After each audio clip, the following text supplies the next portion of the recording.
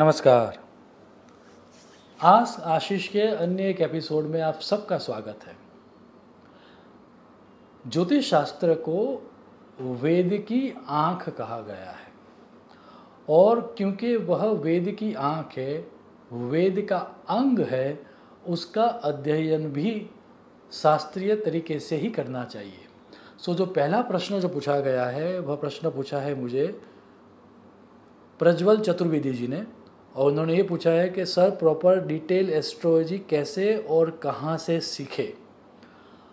First and foremost क्योंकि यह एक वैदिक विद्या है, उसका अध्ययन जो है वह शास्त्रीय तरीके से ही करना चाहिए। फॉर एग्जाम्पल, यदि मैं अभी बताऊं कि मुझे पानी दीजिए, अब शास्त्र में एक टर्म आती है जिसका नाम है विवक्षा। विवक्षा का अर्थ है वक्तुहु इच्छसि, वक्ता की इच्छा क्या है। अब जब आप ये वीडियो देख रहे हो, यदि मैं आपको ये बताऊं कि मुझे पानी चाहिए, तो आपको पता है कि मुझे पीने का पानी चाहिए। लेकिन मान लीजिए कि जो सामने बैठा ही नहीं है, जो वक्ता के सामने है ही नहीं, और सिर्फ वो ये सुने पानी चाहिए, आशीष मेहता को पानी चाहिए, तो फिर तो ये विवाद का प्रश्न हो गया। कौन सा पानी चाहिए? पीने का पानी चाहिए, हाथ और मुंह धोने का पानी चाहिए, नहाने का पानी चाहिए, या फिर किसी के ऊपर डालने के लिए पानी चाहिए। जब तक वक्ता की इच्छा आपको पता नहीं है, आपको शास्त्र का ज्ञान नहीं हो सकता।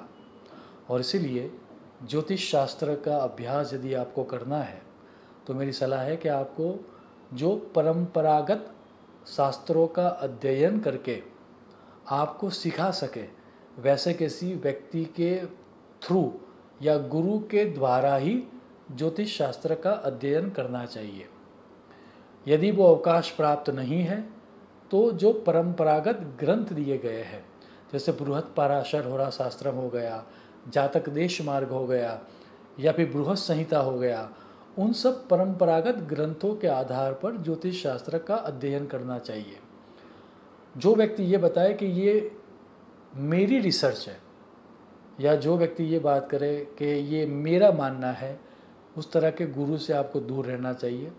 ज्योतिष शास्त्र एक वैदिक विद्या है और उसका अध्ययन परंपरागत तरीके से ही करना चाहिए।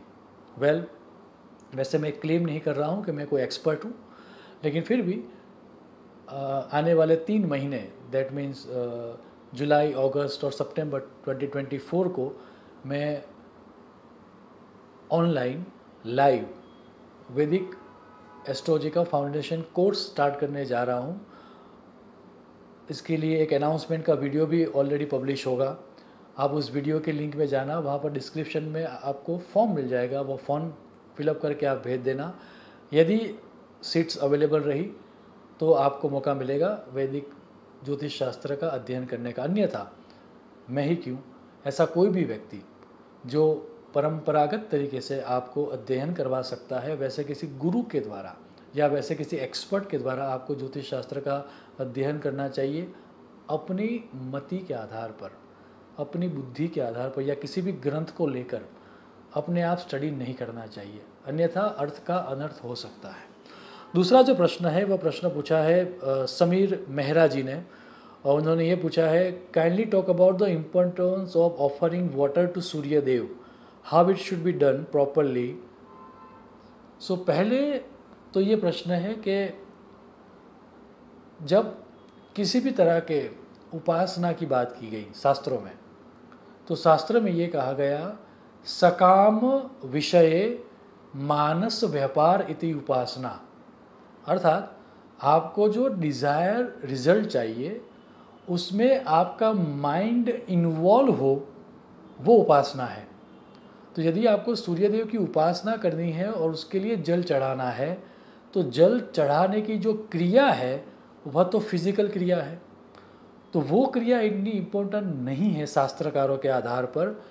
वह जल चढ़ाते समय आपका मन कहाँ पर है, वो ज़्यादा इम्पोर्टेंट है।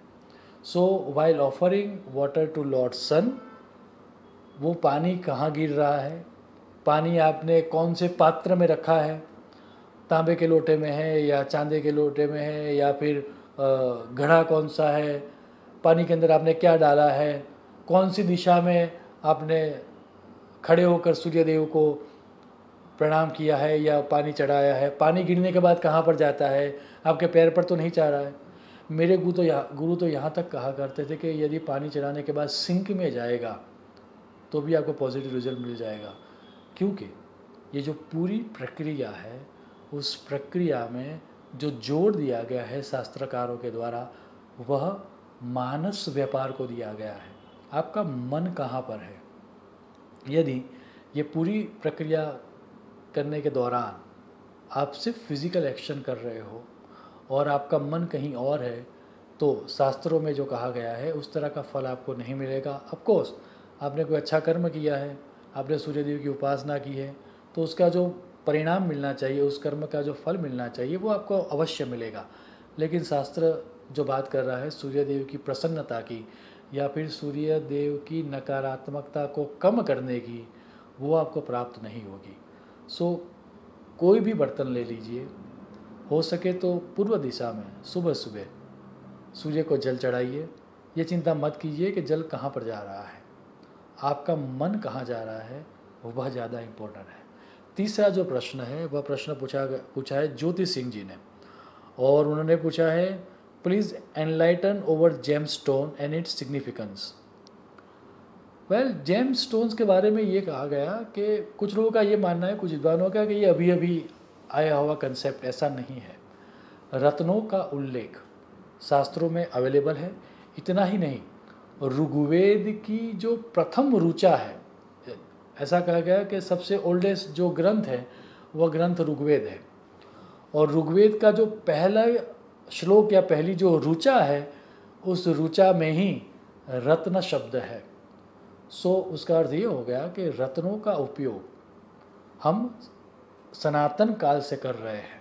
सो ये अभी अभी आई हुई बात नहीं है। हाँ, ये बात अवश्य है कि वो जो रत्न है वो किस तरह के होने चाहिए, वो लैब ग्रोन है या ट्रीटेड या हीटेड है या फिर नेचुरल है, उसके आधार पर उसका फल मिलता है। शास्त्रों में ऐसा स्पष्ट कहा गया है कि वह नेचुरल होना चाहिए, वह हीटेड, ट्रीटेड या लैब ग्रोन नहीं होना चाहिए। सो यदि आप किसी एक्सपर्ट एस्ट्रोलॉजर की सलाह लेते हो और यदि वो सजेस्ट करते हैं कि आपको ये जेम स्टोन पहनना चाहिए, और यदि वो gem stone properly natural environment से आया हुआ जेम स्टोन है तो डेफिनेटली उसका अच्छा परिणाम आपको प्राप्त होगा। मेरी सलाह आपसे ये है कि आपको लैब के द्वारा प्रमाणित किया हुआ जेम स्टोन ही पहनना चाहिए, सर्टिफिकेट वाला जेम स्टोन ही पहनना चाहिए। कोई चाहे, यदि इतने सालों का अभ्यास मैंने किया हुआ है जेम स्टोन के ऊपर, लेकिन यदि कोई आज भी चाहे तो मुझे मिसलीड कर सकता है और गलत जेम स्टोन को या फिर लैब ग्रोन जेम स्टोन को सही जेम स्टोन करके मुझे भी बेच सकता है। सो मेरी सलाह ये है कि आपको लेबोरेटरी में जाके उसका प्रॉपर सर्टिफिकेट वाला जो जेम स्टोन है वही आपको पहनना चाहिए। यदि उस तरह का जेम स्टोन आप पहनोगे और यदि वो जेम स्टोन आपकी कुंडली में आपके लिए फ़ायदेमंद है तो सुनिश्चित जेम स्टोन का लाभ आपको मिलेगा। इस पूरी सीरीज़ में मेरी जो लिमिटेड रिसर्च है, मेरा जो लिमिटेड ज्ञान है, उसके आधार पर इस प्रश्नों का उत्तर देने का प्रयास मैं कर रहा हूँ। आप सभी के प्रश्नों का मुझे इंतज़ार रहता है। जब भी आप कोई प्रश्न पूछो तो आप मेरे किसी भी वीडियो के किसी भी कमेंट बॉक्स में आप प्रश्न पूछ सकते हो, लेकिन जब भी आप प्रश्न पूछो मेरी आपसे सलाह है कि आपका नाम लिखना, ताकि जब भी मैं उस प्रश्न को एड्रेस करूं तो मैं आपके नाम के साथ एड्रेस कर पाऊँ। शुभम भवतु। प्रणाम।